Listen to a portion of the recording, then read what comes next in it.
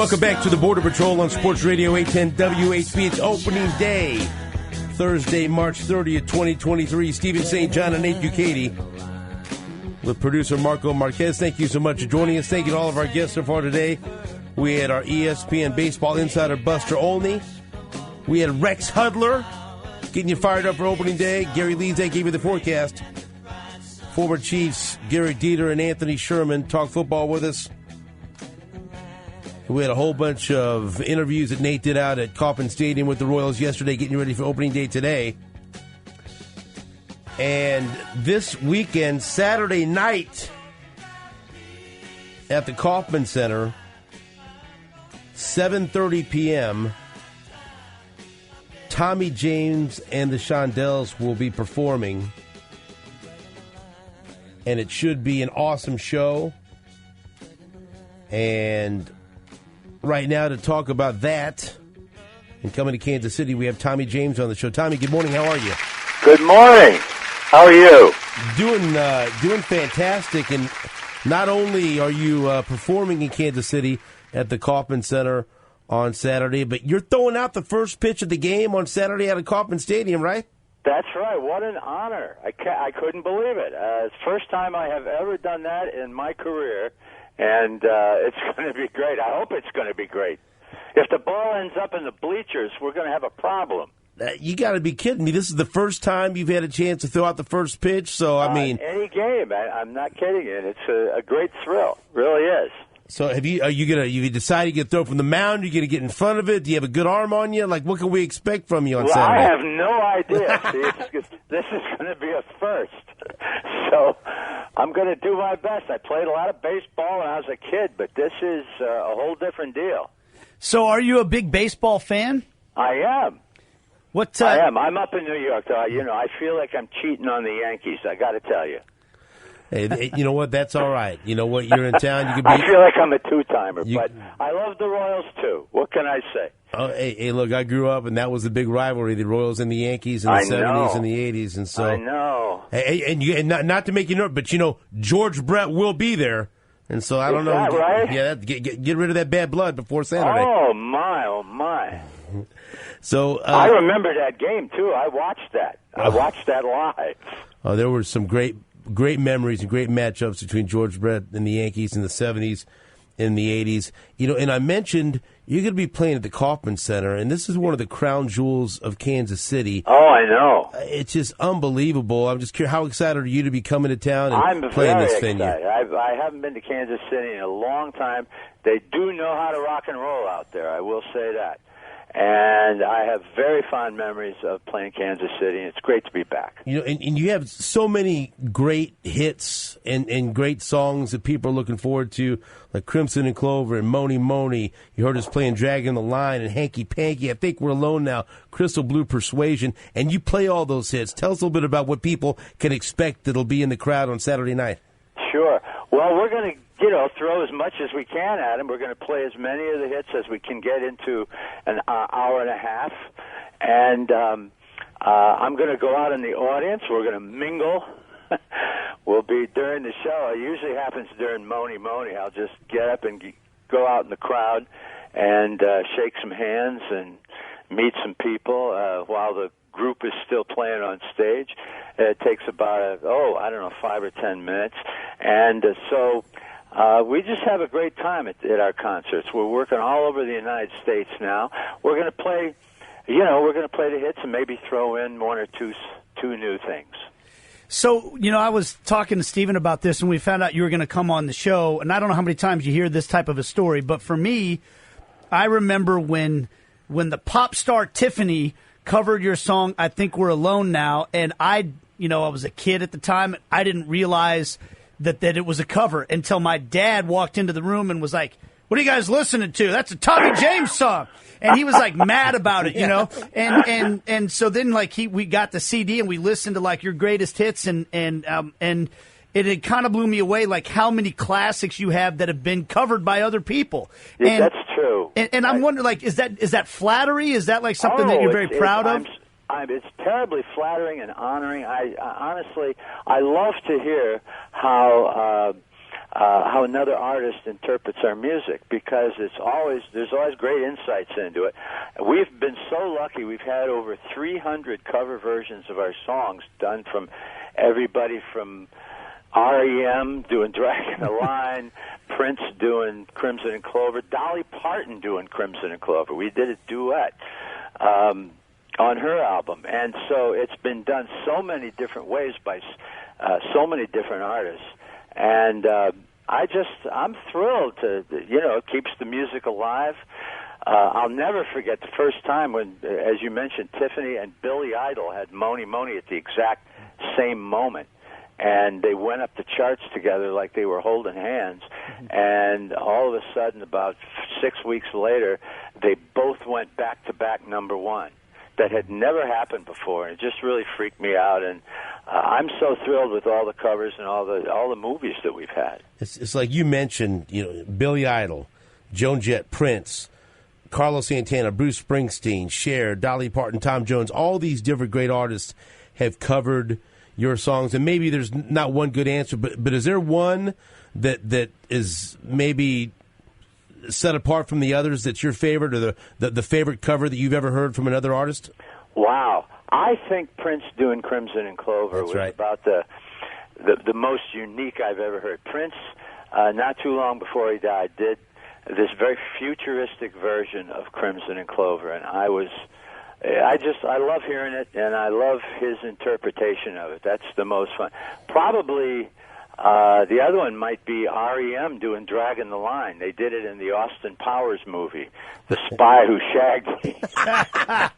and they did a great version of Dragging the Line. So, I mean, it's been sort of all over the place, but I have to say those are two of my favorites. You mentioned the movies. I know Crystal Blue Persuasion was featured in one of the episodes of Breaking Bad. But right. there's been so many. Is there something that stands out to you, like that made you most proud? A movie or a TV show, like, yeah, that's my song, and I'm so proud to be associated with this particular movie or TV show?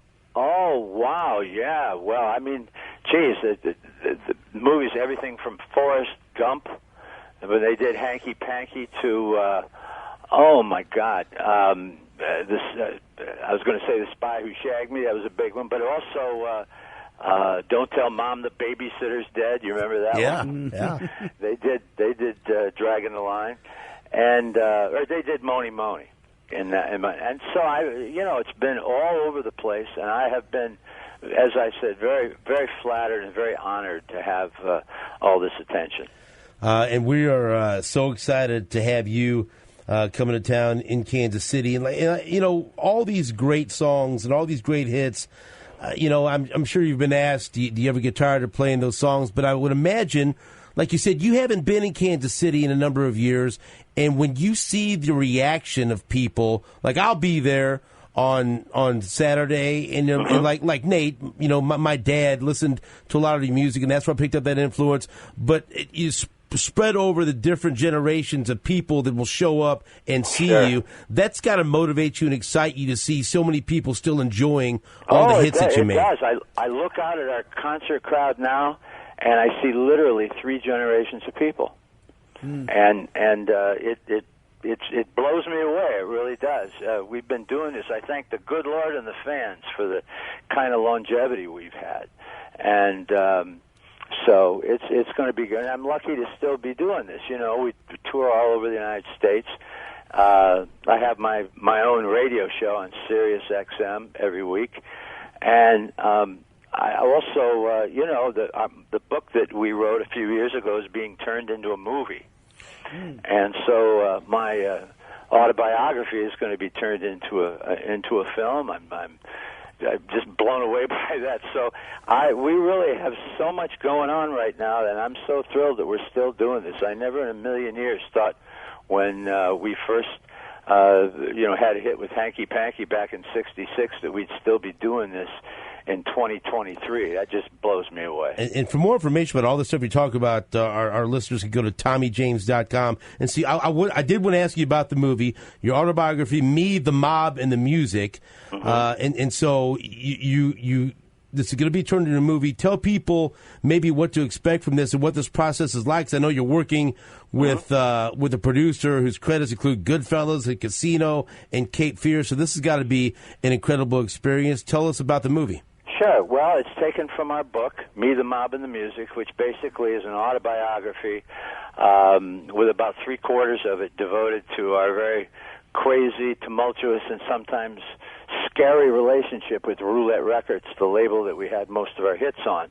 And the reason it was scary and tumultuous is because Roulette Records, in addition to being a great little label, great little independent label, was also a front for the Genovese crime family in New York.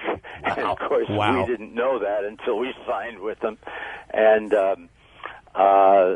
so a lot of crazy stuff happened, and it's all documented as best we could in the book and now in the movie. So we're looking at about another 18 months to 2 years. Hollywood was shut down for a couple of years because of COVID. And so now it's up and running again, and they're in the casting phase right now. And so probably looking at about another 18 months to 2 years. And that's Hollywood time. So, we're real excited about the whole thing and very honored. If you get your choice of actors, is there a certain actor that you would love to see playing Tommy James on the silver screen? Oh, my God. It's so tough because so many of the young actors started out in rock bands. It's amazing how many of the young actors started out playing rock and roll and can play guitar and sing. Jamie Foxx, when he did Ray, really raised the bar because there was no lip syncing or anything. He did his own vocals, and he even started to look like Ray Charles. So,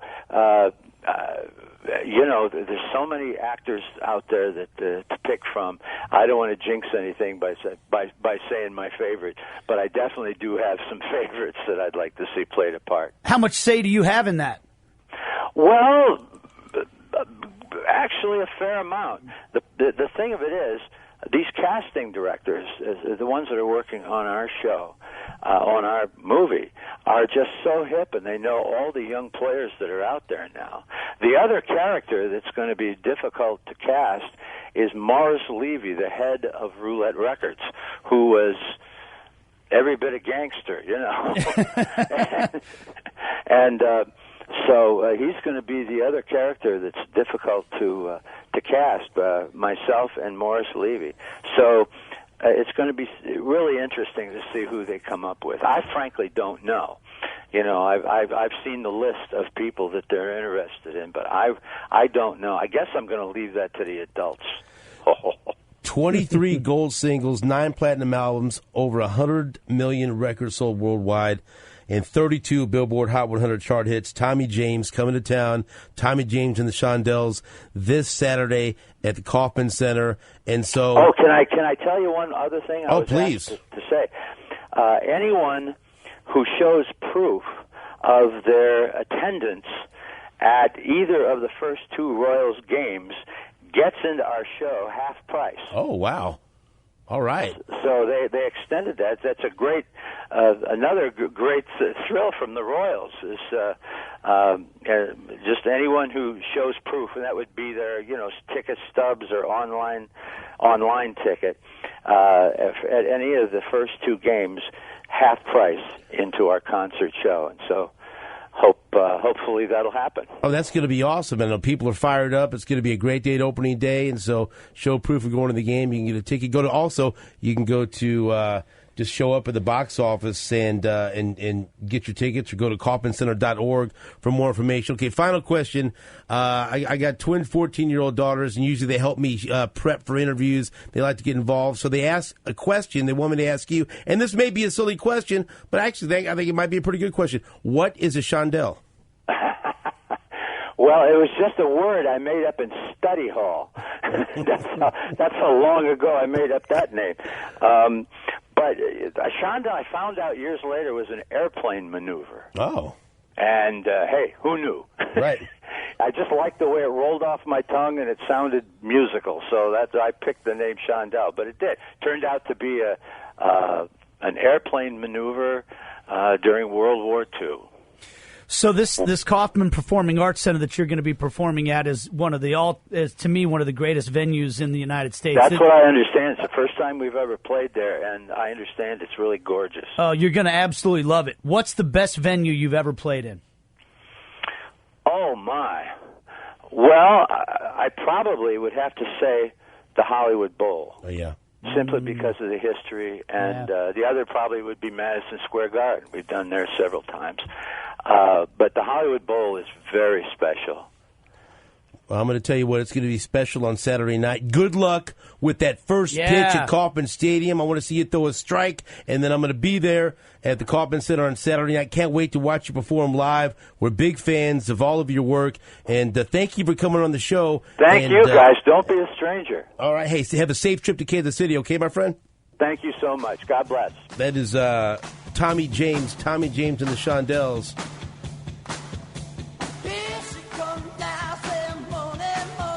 This is my dad's favorite song by them. There was also something that we used to add to this song in high school that I'm not going to do that out of respect to Tommy James. Get it! Yeah, oh yeah. No! Sorry. I'm not going to do it. He's fantastic. It makes me so happy that he picked, I said, what's your favorite cover of all your music? And he picked Prince, Crimson and Clover. Because you know how we love Prince. I'm surprised that didn't make you happy. You don't care about nothing anymore. I can't get a rise out of you for nothing.